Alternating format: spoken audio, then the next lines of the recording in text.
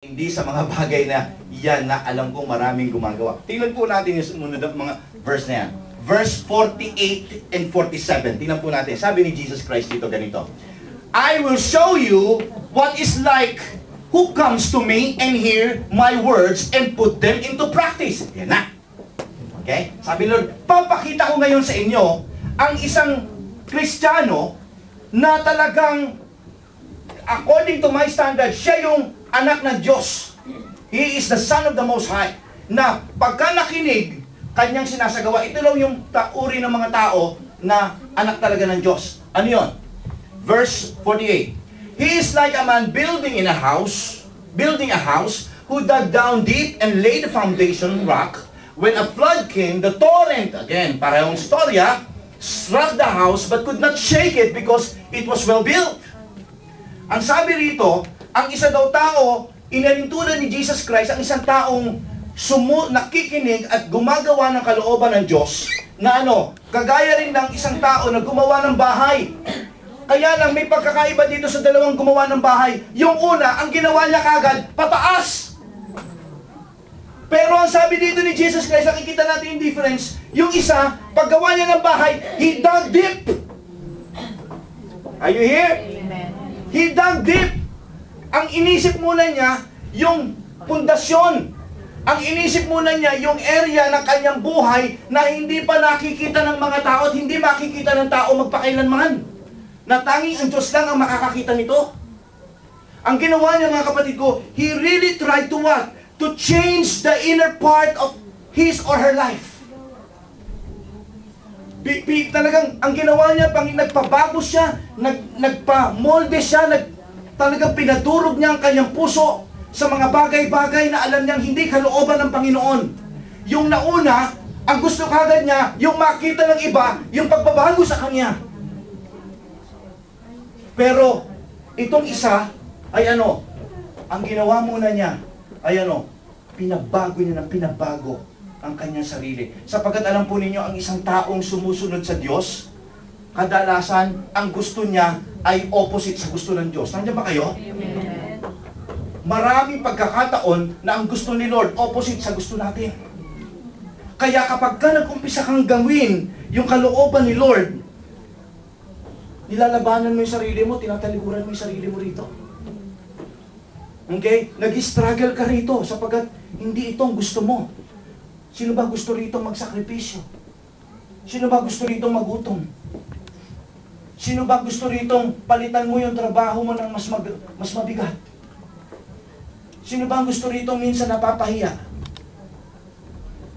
But listen, when you start to dig, alam po ninyo, mas mahirap po para po sa mga gumagawa rito, mga construction, marami po mga kapatid dito na nasa construction, alam po nila na mas mahirap gumawa ng kiso. Mas marumi po ang trabaho ang gumawa ng pundasyon kaysa po magtayo ng bahay. Yung mga daiksan, yung gumagawa ng bahay, malilinis ang katawan niyan. Dahil palagalagari lang yan, papukpuk-puk lang yan. Binalagay na. Pero yung magkiso ka, tingnan po ninyo yung mga nandito, yung mga kapatid nating nasa yung iro-iro ang trabaho. Maruming trabaho ang kiso. Gumagawa po sila ng pundasyon. Okay? Naghuhukay. Kahit pa sabihin natin dito sa Japan, dito po ay, na rito, may yombo na. Okay? Ganun pa man, marumi. Mahirap. At depende sa laki ng plano na gagawin mo. Kung ikaw ay nagplano ng 2 palapag, medyo malalim. Kung gagawin mo 3 palapag, mas malalim. Kung gagawin mo 4 na lapag, malalim na malalim. Ganun po yan eh. Okay? Tinatapatan mo yung taas nung lalim na gagawin mo. Hindi porke gumawa ka ng pundasyon, ganun na lang. Ganun din po ang sinasabi rito ng ating Panginoong Jesucristo. Ang isang taong nakikinig at nagsasagawa ng gusto ng Panginoon na gawin niya sa buhay niyang ito, ay isang taong nagsasakripisyo muna sa kanyang sarili. Nagpapabago muna sa loob. Ayun yan? Okay? Kaya gusto ko makita natin dito mga anak ng Diyos, okay, minsan may mga pagkakataon na minsan di rin tayo kagad ng paggamit sa Panginoon kasi tinitingnan muna ng Lord sa atin yung are we really serious about serving Him? Or are we just really serving Him because we want recognition by people? yung mga taong ganyan, kapag dumaan ang mabigat na problema, bibigay. Pag dumaan ang tsunami sa buhay niya, bibigay sapagkat mababaw ang kanyang pundasyon. Examine yourself. Sabi ni Jesus Christ dito, pero ang isang Kristiyano na dinaanan ng tsunami, dug deep down, at nagsabi ng salita ng Diyos pagkatapos nun, okay, mahirap po yung ginawa niya, sapagkat hindi po siya basta gumawa sa naghumukay sa malambot na lupa. Sabi po ng salita ng Diyos, He dug deep down and laid the foundation on what?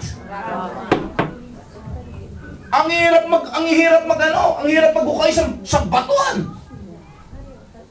Mahirap yan. Okay? Mabigat po ang trabaho yan. Mabigat na talagang self-denial yan. Ulitin ko po, mga kapatid, talagang ang magpabago sa puso natin, ang magpamolde, ang magpabasag sa Panginoon. Masakit, mahirap. Pero alam po ninyo, habang ikaw'y sumusunod sa Panginoon, binabasag ka talaga niya.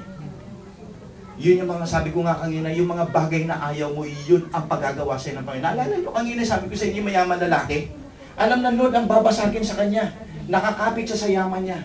Kaya sabi niya gano'n, Lord, gusto ko mapunta sa langit. Paano ba makakapasok sa langit? Sabi ni Lord, para sa'yo, kaya nga nagulat yung mga tao, kasi bakit iba naman yung kiniklaim ni Lord para sila makapasok sa langit pagdating dito sa lalaking ito? Okay? Paano daw makakapasok sa langit? Sabi ni Lord, ipamigay mo lahat ng yaman mo at sumunod ka sa akin. Bakit? It takes so much talagang pagdurog. Are you willing to risk your job for His glory? Are you willing to risk your riches for His glory? Are you willing? Are you willing to risk your comfort zone for Jesus? Alam po ninyo mga kapatid ko, yan po yung challenge na sinasabi sa atin ng Panginoon. Kaya nga sabi ko nga kanina, minsan madali nating gawin yung ibang mga bagay na sinasabi sa atin ng Panginoon na gawin to dahil hindi naman tayo masyadong apektado ron. Pero kapag ka masyadong maapektuhan na yung bagay na nasa loob mo, diyan ka na mag-struggle. Pero alam po ninyo, sabi ng salita ng Diyos, na mas maganda ang you're starting to really dug deep inside of you. Ano yung mga nandyan sa puso mo? Ano yung mga bagay na dapat mong Maganda po rito mga kapatid, the good news here is this. Sabi niya ganon, kapag ka ikaw ay ganyan, when the flood came, okay, and the torrent struck that house, sabi, ano nangyari? The torrent cannot shake. Sabi niya, it couldn't shake. It couldn't, break the house. And the water recedes. And the house remains standing. Parang sinasabi dito ng Panginoon, ang isang tao na totoong nagpapamolde, totoong nakikinig at lahat ng kanyang pinakikinggan ay isinasagawa niya sa kanyang buhay. Bagamat may mga bagay dyan na talagang taliwas sa kagustuhan niya at kinakailangan siya ay magsakripisyo alang-alang sa kagustuhan ko at hindi sa kagustuhan niya. Sabi niya gano'n, ikaw yung Kristiyano, okay, na hindi pwedeng maagaw sa akin at mawasak ng dyablo sa buhay na ito. Persecution will come and you will be remaining standing.